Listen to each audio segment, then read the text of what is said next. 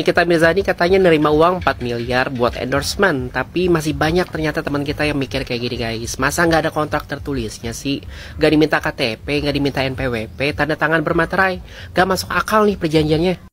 Loh, kalau yang ditanya itu masuk akal atau nggak masuk akal, itu topik diskusi tongkrongan guys. Tapi kalau yang ditanya sah atau tidak secara hukum, nah baru kita pindah ke meja hukum. Ingat, yang menjadi fokus kita itu bukan sah atau tidaknya perjanjian lisan yang diklaim oleh Nikita Mirzani, karena itu nanti hakim yang memutuskan dan mengujinya di pengadilan. Tapi yang menjadi fokus kita adalah perjanjian lisan itu sah atau tidak menurut hukum. Ingat, perjanjian lisan menurut hukum itu sah atau tidak. Jadi di dalam hukum perdata ya pasal 1320 KUH Perdata hanya minta 4 syarat sahnya perjanjian. Pertama sepakat, 2 cakap hukum, 3 objek tertentu, dan 4 sebab yang halal. Nggak ada tuh yang disebutkan harus pakai materai, pakai KTP, NPWP, sekalian aja surat tanah sama surat vaksin. Jadi kalau memang perjanjiannya disepakati secara lisan dan keempat unsur berdasarkan pasal 1320 KUH Perdata yang tadi saya sebutkan terpenuhi, maka perjanjian itu sah. Sekarang mari kita bahas soal prosedur. Ada yang bilang nih, gue sih kalau kerja sama harus lengkap, ada kontrak, KTP, NPWP, tanda tangan bermaterai. Ya boleh aja guys, tapi itu SOP kamu, bukan tolak ukur sahnya perjanjian menurut hukum perdata. By the way, gue jadi ingat waktu gue masih tinggal di Bali. Jadi gue punya teman kerjanya nyewain sepeda motor. Kadang dia minta KTP untuk ditinggal dan disimpan dari penyewanya, kadang juga enggak. Jadi gue tanya kan, kok bisa beda sih bro? Jawaban dia apa guys? Dia jawab, kalau dia nggak kenal orangnya ya dia minta KTP. Tapi kalau udah kenal, tahu rumah, tahu tempat kerja, ya nggak perlu minta KTP. Jadi yang membedakan apa guys? Ya kepercayaan atau trust. Mungkin yang disuruh tinggal KTP, tanda tangan, NPWP segala macam itu belum dipercaya kali ya. Bercanda guys, jangan baper. Intinya gini guys, kontrak tertulis itu memang lebih kuat, lebih rapi, lebih aman, dan lebih mudah dibuktikan kalau terjadi sengketa hukum. Tapi bukan berarti kalau perjanjian tidak dibuat secara tertulis itu jadi tidak sah. Bahkan beli ayam di pasar pun, bayar parkir, sedekah 1000 perak, semuanya itu masuk ke hukum perjanjian lisan dan itu sah secara hukum. Jadi sebelum komentar gak masuk akal, pastikan dulu kamu paham ya, masuk akal versi kamu itu belum tentu gak sah menurut hukum. Wah, ternyata jejak digitalnya Nikita Mirzani ini sangat luar biasa ya guys. Dalam kasus prostitusi, Nikita Mirzani tidak sendirian. Dia ditemani oleh ibunya dan adiknya. Ibunya berperan sebagai germo ataupun orang yang menyalurkan jasa. Walaupun ibunya membantah, ini bukan prostitusi, melainkan Nikita Mirzani dan adiknya menemani para pengusaha dan pejabat itu makan malam. Nah, sampai di sini kalian harus paham ya guys, didikan seperti apa yang didapatkan oleh Nikita Mirzani hingga Nikita Mirzani mendapatkan karakter seperti ini sekarang ya.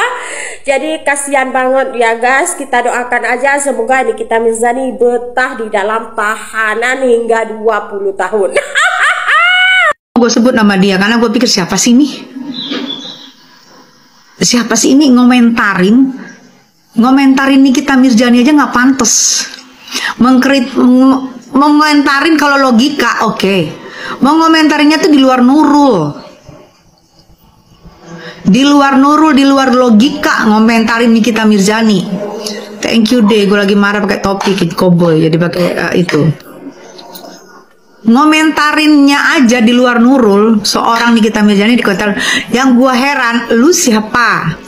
Ini gua nggak mau ini lagi. Tadi gue emosi karena gue dari tadi malam nahannya.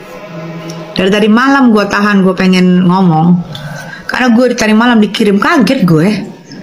Nikita Mirzani itu hehehe, mamanya itu germo hehehe, pernah nganter dia ketemu ini hehehe. Oh ya udah, ini apanya diatur deh, nanti kena lagi ya. Apa yang diatur deh? Tahan bun, tahan.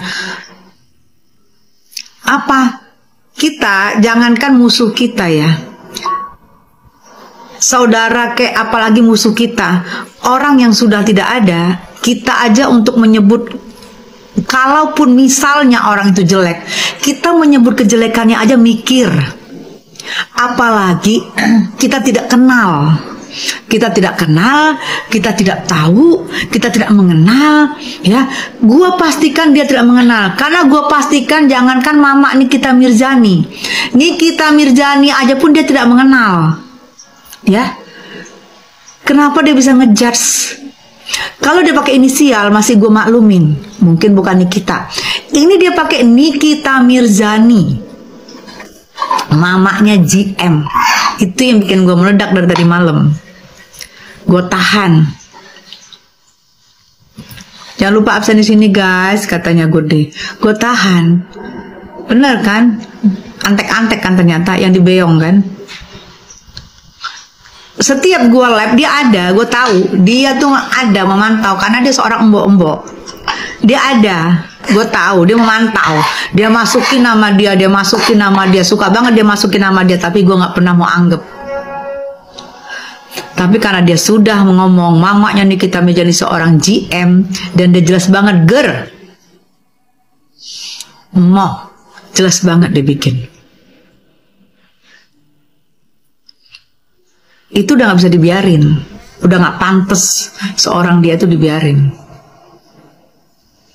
Dia sering promosi skincare-nya RG dan S, ya berarti orang suruhannya. Mau dia promosi apa, kita sebenarnya gak peduli. Lu terserah lu, mau orang promosi apa terserah lu. Yang tahu gue kalau lu promosi skincare, yang ada skincare itu gak laku kalau lu promosiin, gak laku, tau gak?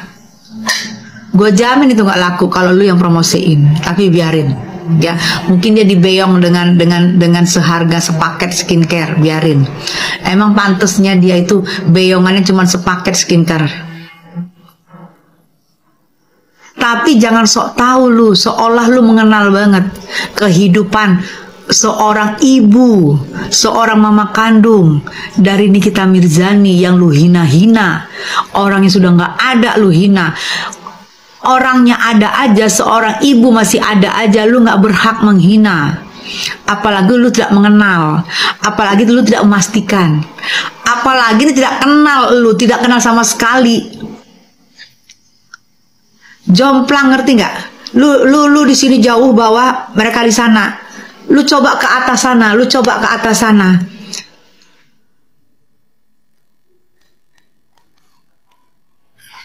Gak laku kok, orang komen cuma 2 biji. Iya, apa maksudnya dengan bangganya? Dulu dia masih pakai istilah-istilah, gue cuekin. Banyak dikirim ke gue, nggak pantas, nggak usah diomongin, ya, nggak usah ngomongin, nggak pantas banget. Gede aja mungkin mau muncrat. Ini gue nggak ngerti nih harus ngomong apa nih di sini nih, banyak banget saringan-saringan, gue nggak ngerti dah. Harus gimana ngomongnya? Sudah kagak ada, coba deh. Tapi di YouTubers ada deh. Di YouTubers ada. Dia di sini gue lihat dia sok mau jadi buzer, tapi dia lupa dia kebablasan dan dia lupa itu udah di save sama orang. Dan dia sebut, lu tunggu nanti NM keluar, lu tunggu. Ada yang penasaran gak kenapa pengikutnya Niki Bu, geng nenek-nenek rempong itu pada tantrum ketika DRZ nggak hadir? Kenapa guys? Karena persiapan merekanya itu 3 hari 3 malam. Ternyata persidangannya hanya 5 menit. Ya mubazir dong, make upnya udah habis uang jutaan, tapi nggak diekspos oleh wartawan. Giliran nggak make up, nggak dandan, nggak fashionable, diekspos ternyata. Nah dari situlah mereka tantrum guys. Jadi jangan salahkan mereka, kasihan mereka lagi pengen jadi artis. Emang udah jadi artis sih, artis jadul yang udah nggak lama nggak laku gitu ya.